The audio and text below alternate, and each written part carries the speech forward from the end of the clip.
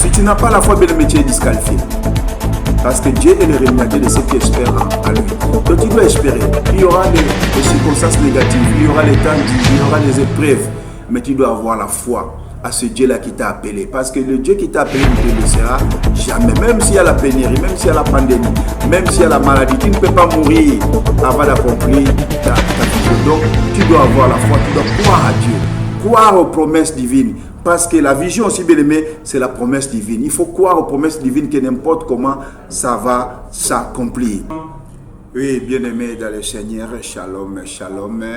Nous sommes les bienvenus dans notre émission intitulée Les temps du succès. C'est Nico Power Ministry qui présente l'émission Les temps du succès avec le révérend apôtre Nico Ndezo. Donc nous aurons cette habitude-là de temps en temps de suivre nos émissions. Nous allons parler sur le succès. Et je sais que c'est une aspiration de tout le monde. Et aujourd'hui, par la grâce de Dieu, Dieu a permis que nous puissions exploiter un thème qui est intitulé « Les 5 pas vers le succès ». C'est ce que nous allons parler cet après-midi, les 5 pas vers le succès. Et à chaque fois, bien aimé, soyez scotchés dans notre chaîne ATV. Et c'est là où l'émission continue. Tu vas passer chaque semaine, une fois par semaine, le dimanche, les avant-midi et dans la soirée. Nous allons balancer les thèmes qui vont nous stimuler, qui vont nous booster pour aller très loin avec les seigneurs. Donc, comme je disais, le thème de cet après-midi, nous allons parler sur les 5 pas vers le succès. Nous sommes inspirés dans le livre de Philippiens 3, versets 12 à 14. Permettez-moi de lire. Je lis. Ce n'est pas que j'ai déjà rapporté le prix ou que j'ai déjà atteint la perfection, mais je cours pour tâcher de les saisir, puisque moi aussi j'ai été saisi par Jésus-Christ. Frère, je ne pense pas l'avoir saisi, mais je fais une chose, oubliant ce qui est en arrière et me portant vers ce qui est en avant. Je cours vers le but pour remporter le prix de la vocation céleste de Dieu en Jésus-Christ. Bien aimé, ça c'est l'apôtre par excellence, l'apôtre Paul. Il nous a brossé quelque chose dans le livre de Philippiens. Là, nous venons de lire dans Philippiens 3, versets 12 à 14. Et c'est à partir de là que j'ai essayé un peu par la grâce de Dieu avec l'Esprit de l'Éternel de décortiquer certains points, certains pas qui nous poussent vers le succès. D'abord, le succès, c'est quoi? Le succès, c'est le triomphe, le fait de triompher, le fait de réussir dans un domaine quelconque. Le succès, c'est une semence divine. Le succès, c'est l'aspiration de tout le monde.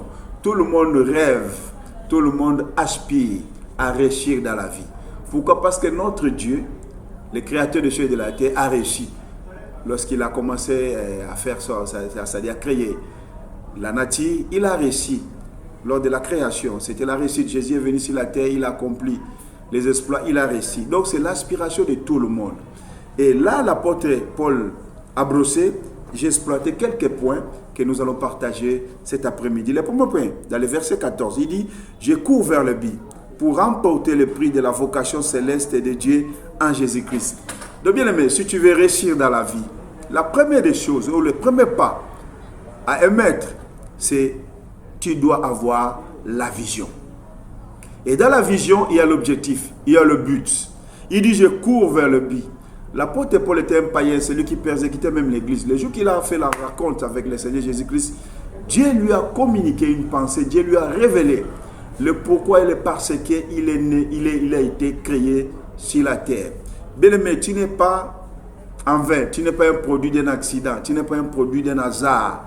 Si tu es sur la terre, c'est parce que Dieu a un objectif dans ta vie et Dieu veut que tu puisses accomplir sa vision. Donc la vision, c'est quoi? C'est la révélation du plan de Dieu concernant la vie de quelqu'un. Et dans cette vision, il y a les objectifs à atteindre. La vision, bien aimé, a 3 indices. Le premier indice, c'est quoi? C'est ce que Dieu attend de toi. Dieu a un plan. Il dit, je connais le projet que j'ai formé sur toi. Un projet de bonheur et non de malheur. Dans ça, c'est dans Jérémie 29, verset 11. Un projet de bonheur et non de malheur. Donc, Dieu a un plan. Et tant qu'un architecte, il t'a conçu, il t'a mis sur la terre et il a un plan. Le problème est que, bien aimé, nous échouons, c'est parce que nous ne connaissons pas le pourquoi, parce que Dieu nous a plantés sur la terre. Or, si tu veux réussir, tu dois avoir la vision, avoir l'objectif. Pourquoi Dieu a permis que tu puisses arriver jusqu'à 2020? Il y a un but. Qu'est-ce que Dieu attend de toi? Et qu'est-ce que tu fais de ça? Et lorsque quelqu'un marche, bien aimé, sans vision, il sera désorienté. La vision stimule quelqu'un. La vision donne les repères. La vision, bien aimé, pousse quelqu'un à booster, à fournir des efforts pour atteindre ce qu'il est tenté de viser comme objectif. Voilà pourquoi l'apôtre Paul dit, je cours vers le but. Lui, sa vision, c'était quoi? De remporter le prix de la vocation céleste. Parce que Dieu lui a révélé que toute personne qui va persévérer jusqu'à la fin aura une couronne. Voilà pourquoi il focalisait son regard à accomplir le pourquoi et le parce que Dieu l'a mandaté sur la terre. Donc bien aimé, nous devons avoir la vision. Si tu n'as pas la vision, prie. Il faut être un rêveur, il faut avoir les rêves. Bien aimé, si Joseph a réussi, c'est parce qu'il avait la vision. Dieu lui a communiqué cette vision à des reprises par les songes.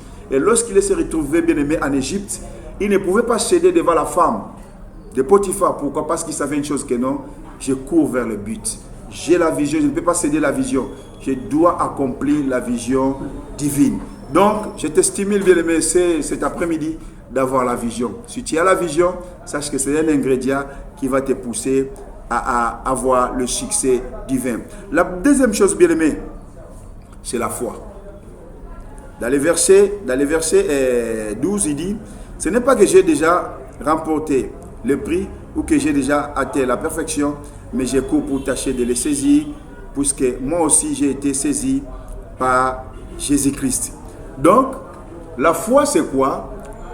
C'est une démonstration des choses qu'on espère. La foi, c'est posséder ce que tu espères. La foi se conjugue au temps présent. Donc, un homme qui veut réussir doit avoir la foi.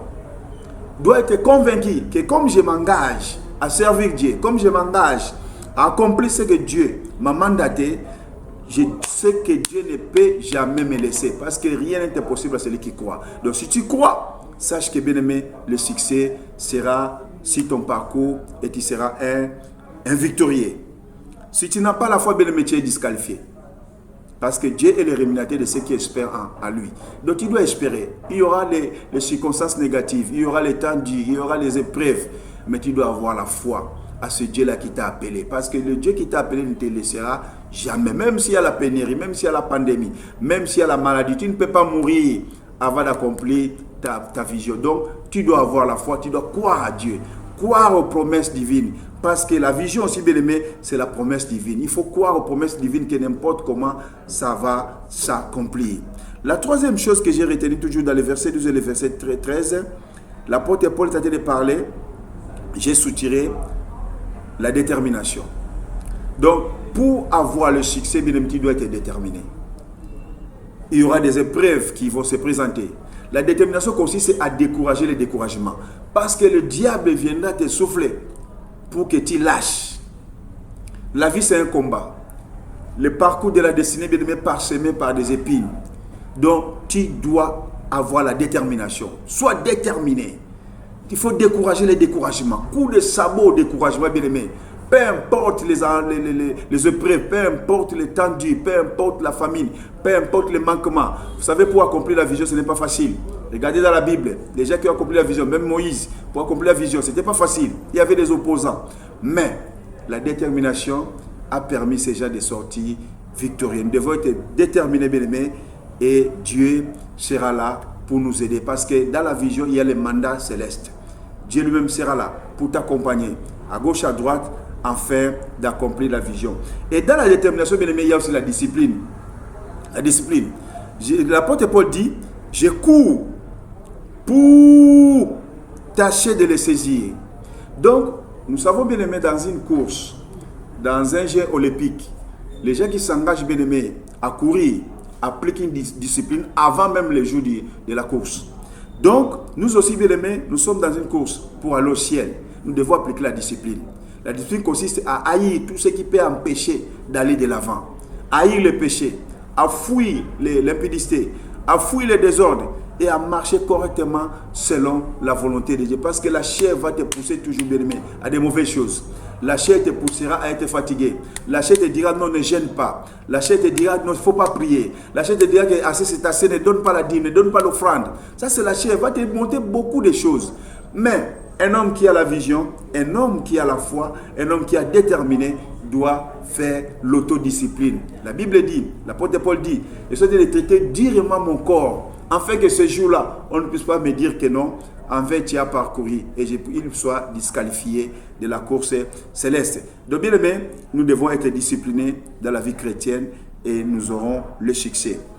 Le quatrième pas ou la quatrième chose que j'ai retenu, bien aimé, l'apôtre Paul dit ceci. Il fait une chose. Il dit, le verset 13, je ne pense pas l'avoir saisi, mais j'ai fait une chose, oubliant ce qui est en arrière et me portant vers ce qui est en avant. Bien aimé, la quatrième chose, c'est, moi j'ai intitulé en disant, coup de sabot au passé. Parce que, comprends une chose, c'est que moi j'ai compris aussi avec la Bible, le diable c'est un historien. En classe, on nous a appris que l'histoire, c'est une science qui nous permet de comprendre le passé. C'est ce que le diable fait. Il vient toujours nous brosser un tableau noir de nos échecs du passé. Il vient seulement nous montrer là où nous sommes tombés. Il vient nous montrer là où ça ne va pas. Il va te montrer toutes les mauvaises choses, les mauvaises périodes que tu as passées. C'est ça le diable. Mais Dieu n'est pas un historien. Dieu conjugue la foi au temps présent. Dieu, c'est un futuriste. Ça dit, Dieu te voit ce que tu seras demain. Il voit le passé, le présent et le futur en même temps. Mais il n'est pas là pour te rappeler les fautes passées. Il dit, ne te souviens pas des événements du passé. Donc bien aimé, au point zéro, coup de sabot au passé. Le passé, c'est le passé. Moi, je suis au temps présent. Donc un homme qui vise le succès doit toujours focaliser son regard vers le futur. Courir de l'avant. Oublie ce qui est passé. Le passé te permettra seulement d'avoir la sagesse d'utiliser pour que dans ton futur, tu ne puisses pas tomber encore dans les pièges. C'est ça le passé. Mais tu ne peux pas être assis sur ton passé, sinon tu seras dépassé. Celui qui est assis sur le passé sera dépassé. Mais cet après-midi, je te bosse, bien aimé, de donner un coup de poing à ton passé et de regarder Christ. Parce qu'il y a encore de bonnes choses devant toi. Crois à ton futur. Crois à ton futur. Parce que Jésus est là. Il est là. Il est là. Regarde Gédéon. Il voyait son passé. Il dit, lorsque Jésus, l'Esprit de l'Éternel, s'est révélé à lui à travers un ange, l'ange lui a dit, va à terreau. Il dit, hey, regarde, comment mon pays, comment nous sommes dépassés, comment. Il commençait à expliquer, montrer les tableaux noirs des échecs. Mais, l'ange lui disait, tu es vaillant terreau. C'est ça un futuriste, bien aimé. Crois que tu es un vaillant. Je déclare cet après-midi, tu es un vaillant, tu es une vaillante. La réussite est ta portion au nom de Jésus. Coup de sabot passé, regardons le futur et Dieu nous bénira certainement. La cinquième chose, bien aimé, ou le cinquième pas, il dit ceci. Il dit ceci. Ce n'est pas que j'ai déjà remporté le prix et que j'ai déjà atteint la perfection. Bien aimé, nous voyons, l'apôtre Paul reconnaît ses faiblesses. Un homme qui veut le succès divin, l'homme qui aspire au succès divin, doit savoir reconnaître ses faiblesses. Nous ne sommes pas... Il n'y a que Jésus qui était 100% parfait. Mais nous autres là, étant humains, la chair, de temps à temps, va se manifester. Mais il faut reconnaître la faiblesse. Et chercher les amis, chercher les aînés qui sont forts dans un domaine quelconque. Accroche-toi à ces gens-là.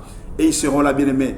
Ta faiblesse permettra, bien-aimé, lorsqu'ils vont prier pour toi, la faiblesse va partir et la réussite sera ta portion. Donc, bien-aimé, nous devons reconnaître notre faiblesse. Je donne un exemple. Si nous prenons un poisson, nous disons à un poisson de monter sur un arbre, le poisson va échouer. Il est faible. Il sait que lui ne peut pas ramper. Mais si tu prends le poisson, tu le mets dans l'eau, bien-aimé, tu verras comment le poisson sera victorieux dans l'eau. À cause de la natation, parce que c'est son domaine. Donc, nous devons connaître, si nous connaissons nos faiblesses, nous aurons besoin des autres personnes. Parce que comme moi, si tu m'envoies dans le domaine du commerce, je vais échouer. C'est ça ma faiblesse, parce que je ne peux pas gérer.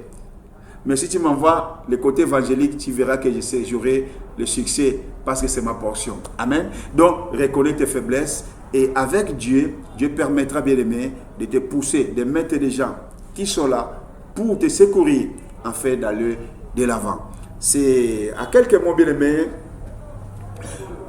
notre thème, si les 5 pas vers le succès, si je peux faire un peu d'une façon ramassée.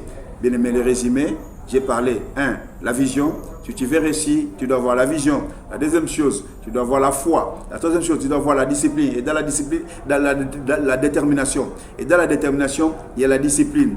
La quatrième chose, il faut donner un coup de sabot au passé.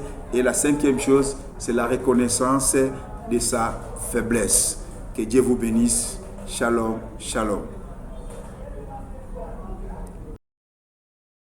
Possible. Donc si tu crois, sache que bien aimé, le succès sera sur ton parcours et tu seras un victorieux. Si tu n'as pas la foi de Dieu, tu es disqualifié. Parce que Dieu est le rémunérateur de ceux qui espèrent en lui. Donc tu dois espérer. Il y aura des circonstances négatives, il y aura les temps durs, il y aura des épreuves. Mais tu dois avoir la foi. Parce que Dieu l'a dit. Parce que Dieu l'a dit. Même s'il y a la pénurie, même s'il y a la pandémie, même s'il y a la maladie, tu ne peux pas mourir avant d'accomplir ta vision. Donc, tu dois avoir la foi, tu dois croire à Dieu, croire aux promesses divines. Parce que la vision aussi, bien aimé, c'est la promesse divine. Il faut croire aux promesses divines que n'importe comment ça va s'accomplir.